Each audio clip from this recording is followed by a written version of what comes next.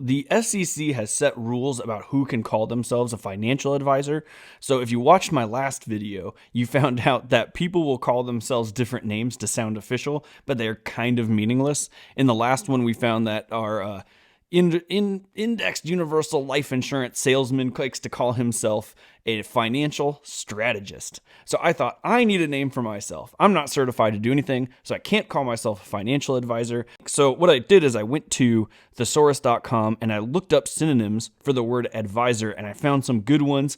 Maybe comment down below which one's your favorite. So I like financial confidant, financial counselor, financial instructor, and then we get into some interesting ones here. Financial referee, financial tipster, financial backseat driver, financial Budinsky, financial kibitzer, financial second guesser. I don't know. Those last two I think are my favorites. Let me know down below. Let's get into it. So yes, this is another video where we're going to break down cash value life insurance, specifically indexed universal life insurance. I'm on a kick now, and I'm making it my mission to be the one person on YouTube telling you not to go into this strategy. It doesn't seem like there's a lot of materials out there telling you not to, so we're going to be here at Wealthy Idiots. Our community can work together to try and find the best answers in terms of what you should do with finances. And if we discover something major that people are really selling, like indexed universal life, I feel like it's our responsibility to take that stuff down. So one of the things that's always bothered me about these salesmen is their sort of illustrations. There's actually laws around how they can illustrate what these kind of policies look like. And they've said things before, like, remember that last video, Doug Andrews said that he got like 9.5% return for the life of his policy. Well, I asked him for proof, and he responded by sending me a list of YouTube videos where they show off how they get to this 9.5% return. And it turns out I was kind of right. But I want to do this video a little bit backwards. So I'm going to show you my numbers first and what I came up with first. So let's take a quick look. So here are my numbers investing in the S&P 500 using something like the S&P 500 index funds, for example. Between 2009 and 2021, which is the example you're going to see here in a minute on the reaction video, the person was 56 years old when they started, and they'll be 68 in 2021. During this time period, the S&P 500 returned an average of 14.2%. So one of the greatest bull runs that we've had in the market, 14.2% annual returns. It's a crazy amount of returns. This here is the numbers that the person invested into Index Universal Life. So I just mimicked exactly their investment strategy and then ended in 2021 because that's what they're going to show in the video. If he would have put his money into index funds, he would end up 14.2% gains per year. He'd end up at $1.5 million in 2021 and just investing this per year. So this grand total right here is almost 400K. I think it's 399K. So it's really close. And by investing in the S&P 500 using index funds, this person would have, in 2021, would have a net worth in those index funds of $1.5 million. So keep that in mind. We'll come back to it. But we're going to do this reaction. We're going to watch the video here, and you're going to see them brag about the returns and the percentage of returns, but look at the numbers specifically. And I'll pause and point it out so you guys don't miss it. But I want to show you this video today. The video is called, Does IUL Work? Wait for it. This conservative CPA earned 9.25% in his IUL laser fund. Again, from our friend Doug Andrew, the person that we're picking on right now. So one of the things that's interesting is that they're using an example of a CPA because they're trying to show you that, look, a CPA, a certified accountant, does this too. They went through us, so you should also. I don't think that's a very good argument. I think that if we sat down with a number of CPAs, we'd probably find out that most of them wouldn't go for this plan, and they happen to get one that did. I think they're kind of appealing to authority. There we go. Logical fallacy. So let's watch some of this video. I'll pause it and I'll point some stuff out here. Let's get to it. Does IUL work? Welcome. I'm Doug Andrew. This is my son, Aaron Andrew. He's one. So interesting note real fast. This is his son, Aaron Andrew, the person who got caught selling securities as a part of a Ponzi scheme. And that was all, found out way before this video was ever created. And as we're kind of researching into stuff, we're finding out that Doug Andrew has been sued. He's been through multiple court cases where they've discovered that he's lied about a lot of this stuff in his past as well. And so when they use the argument, you have to find the right company and the right person to structure it properly. Otherwise, it's not going to work. They're kind of making the point that these salespeople can't be trusted to do that for you. They're kind of in it for themselves. I'm not going to comment on whether or not I think they're guilty. I don't actually know. I'm just letting you know court cases existed. That I don't think that that's necessarily an argument to say that they're wrong in their arguments. I think their arguments are wrong on their face. But I do think it's an argument against the part where they say you have to trust the person who you're putting your money with. They're showing that they're not trustworthy. So how are we supposed to find a trustworthy person? One of the top IUL specialists in America.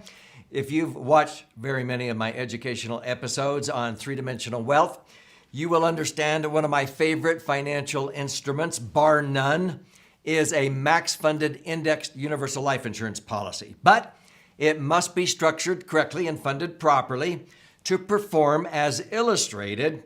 And so oftentimes when people come to us, they want to optimize their assets, minimize taxes, and be able to prepare for a comfortable retirement or some other long-term financial goal. And so when they understand that a properly structured maximum funded index universal life policy can accommodate money to accumulate it tax-free, then be able to access that money totally income tax-free somewhere down the road. And then when they ultimately die, whatever's left behind usually blossoms and transfers income tax-free, is done under three sections of the Internal Revenue Code, Section 72E, 7702, and 101A. So he talks about this Internal Revenue Code stuff. It's not, they're not benefits to you as a part of Index Universal Life. I think this is just him trying to complicate stuff, because the more complicated he makes it, the less you're willing to look into it, which means that you take him on face value as a salesperson. And it also kind of makes him look like he's in the know. Like, look at me, I know all this stuff. So the laws that he's pointing to here are the laws that provide requirements to separate something from a financial offering and an insurance offering. They were all created because there were people kind of offering these like really bizarre plans and getting around the tax code by offering these bizarre plans. So they added these provisions in the tax code that say like, hey, look, as long as you kind of follow these rules, you can consider yourself a life insurance product, even though it has a cash value. That's all those laws say, right? Which is kind of irrelevant to this entire thing. But you wouldn't know that, if you were watching this video. And so sometimes people will say, well, come on, this sounds too good to be true. Do you have some illustrations of actual clients who have achieved what you're illustrating here? And of course, we have other financial advisors, naysayers that say, well, I've never seen any of these policies perform as illustrated. So the purpose of this series is to show you numerous examples of how clients have actually outperformed the illustration. So I want you to keep in mind, real quick for this, he's talking about, most of the experts will say most people don't perform as illustrated.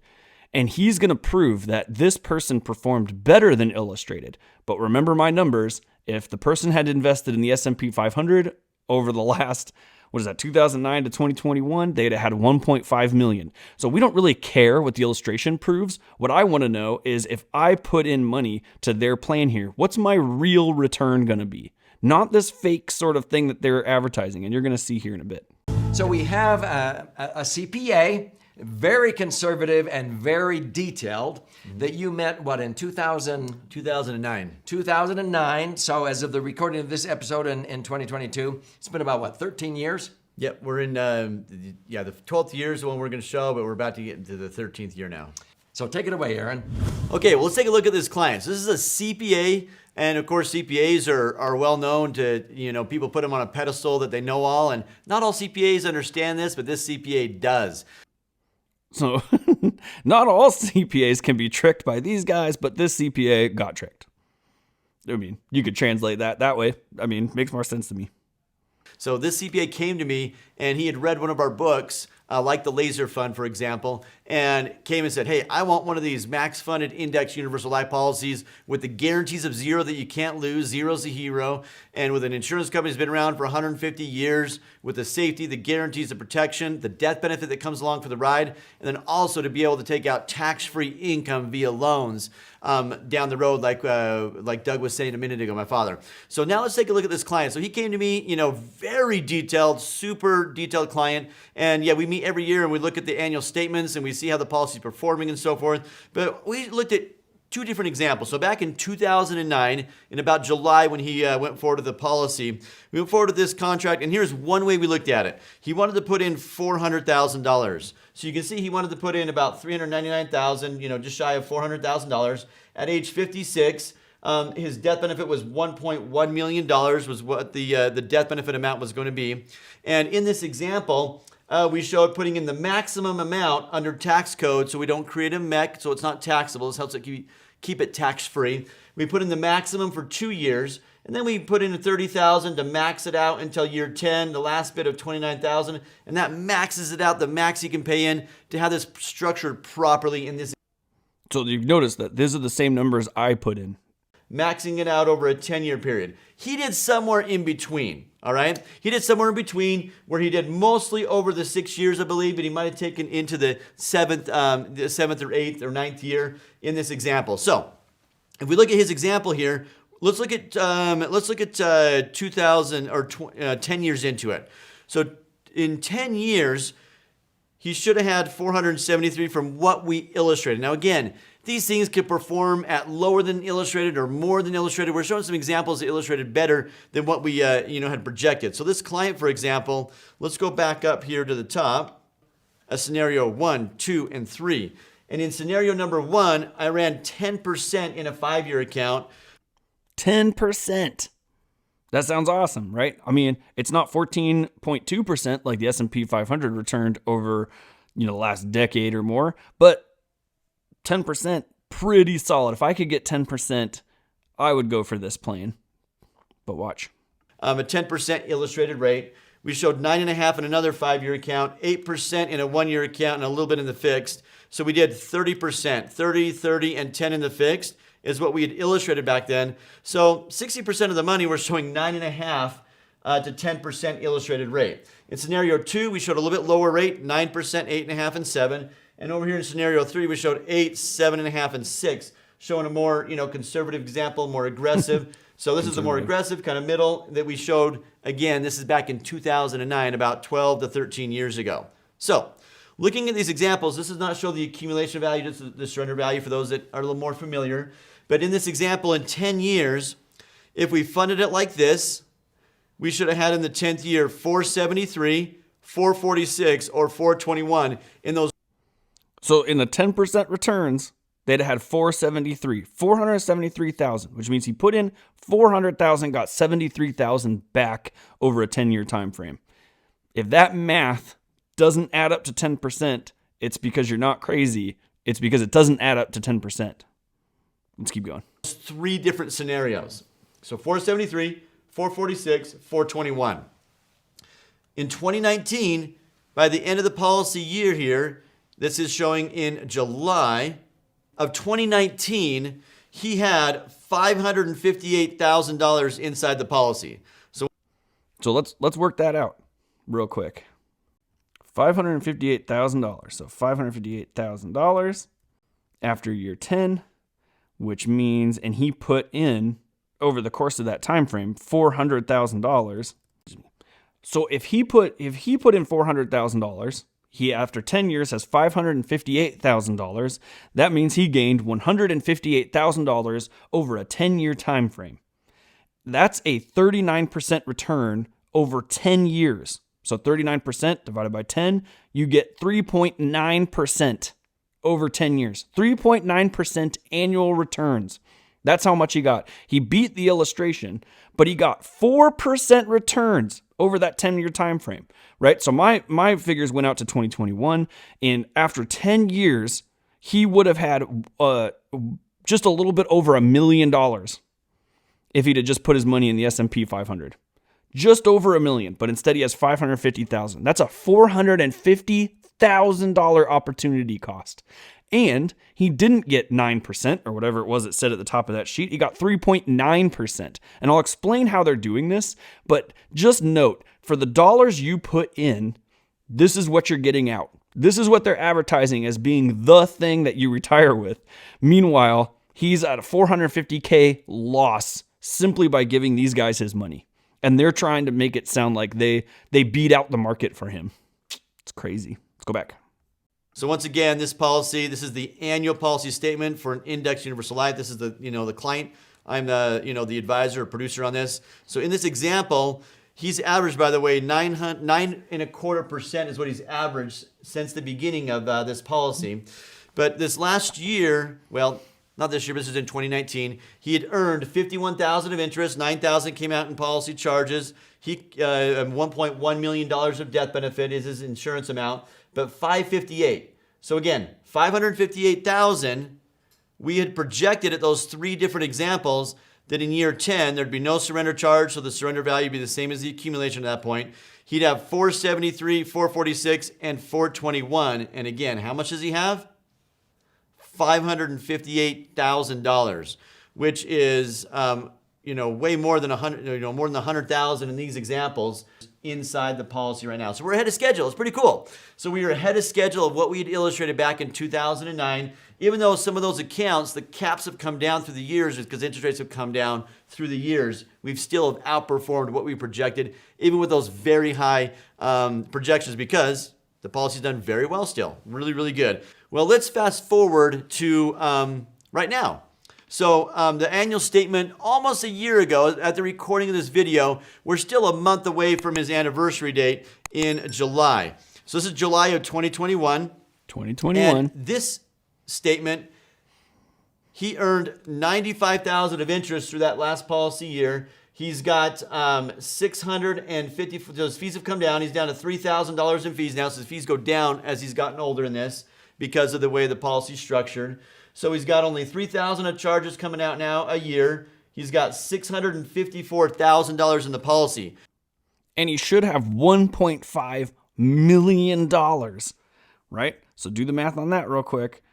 1.5 million minus 650,000. That's an opportunity cost of $863,000. He's missing out on $863,000 because these guys sold him a bill of goods. So he's averaged 4.81% return. So he's averaged a 4.81% return on his money in the time period where the S&P 500 returned 14.2. So if that tells you how well Index Universal Life does against the actually investing yourself, I don't know what to tell you. He has $650,000 when he should have $1.5 million. He paid these guys a commission to straight up rob him of $863,000. These guys are selling it like, look, you're getting close to the stock market returns. But he got 4.81% during the best bull run of the United States history. Like he got wrecked over this. This is so frustrating. I mean, this makes me physically angry. So thank you, Aaron. It's interesting. We have a lot of CPAs and engineers that absolutely love max funded IUL and laser funds because they're so technical. And they're thrilled because they go through these with a fine-tooth comb and they're just so picky about so many things. And Man, as an engineer, I feel so incredibly insulted at that statement. I sat down here and did the numbers in like a couple of seconds in a spreadsheet and figured out that the returns just totally wrecked this guy. Lost him $863,000. He should have $1.5 million, but these guys are all sitting here saying he got 9% returns and now he has $650K. Like, he should have had $1.5 million over this bull run and he got $650,000 because these guys are bragging about it. And then they have the nerve to be like, look at how transparent these numbers are. CPAs and engineers love this stuff because they can dive in. I don't know what they're looking at, but I can tell you right now, they don't know what they're looking at. That's the only answer. I can't imagine somebody sitting here looking at this information being like, that's the way to go. In fact, I'm so worried about downside, I'm happy to forego $863,000 to make sure there's no downside. And if that statement sounded stupid to you, well, you're not alone. Holy smokes, man. All right, that's the end of the video. To point the last thing out there, it's not tax-free. It's still taxed. It's essentially tax deferred. Just like any other investment you make. You put your money in the S&P 500, you don't pay taxes until you start to withdraw that money. Same thing. Calling that tax-free is crazy. And they're going to respond back being like, well, you could take out loans and those loans are tax-free. All loans are tax-free. You could take out loans against your index funds in the S&P 500.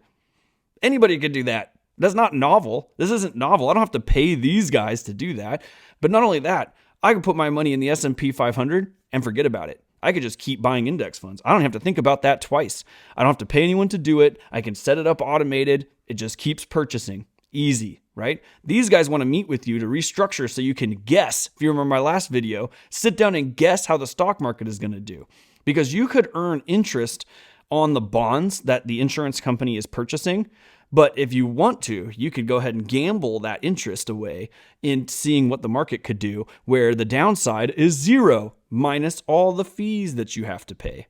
Now, how do they get to this 9% return? What they're doing is they are only including the money put inside of the cash value. They're not including the fees that you're paying. So if you were to separate those two, when you first start a plan, you pay a lot of fees up front, like a lot of fees that get paid up front. And that's the commissions to these guys who are selling it to you.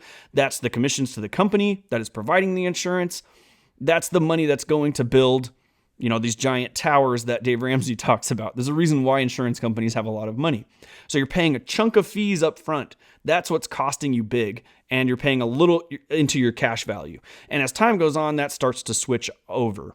But if you consider, so that when they're looking at that actual cash value, they're saying, look, you got 9% returns on this cash value. But they're ignoring the fact that you paid all these fees just to get to that point. This is like his gambling example in the last episode we watched, where he's like, wouldn't you want to sit down at a table and play blackjack and have the bottom be zero? You can only win money. You can never lose money, except for the fact that he neglected to tell you that you have to pay an incredible amount of fees just to get into the casino. And then you have to pay more fees to sit down at every table. And then if you get zero, they're sitting there going like, well, aren't you glad you got zero? No, you're paying a crazy amount of fees. And then the other answer to that is, well, these fees are going towards the life insurance part. Yeah, except that they're tremendously higher than term life insurance. Like tremendously higher. You're paying tens of thousands of dollars and term life insurance is like hundreds at most.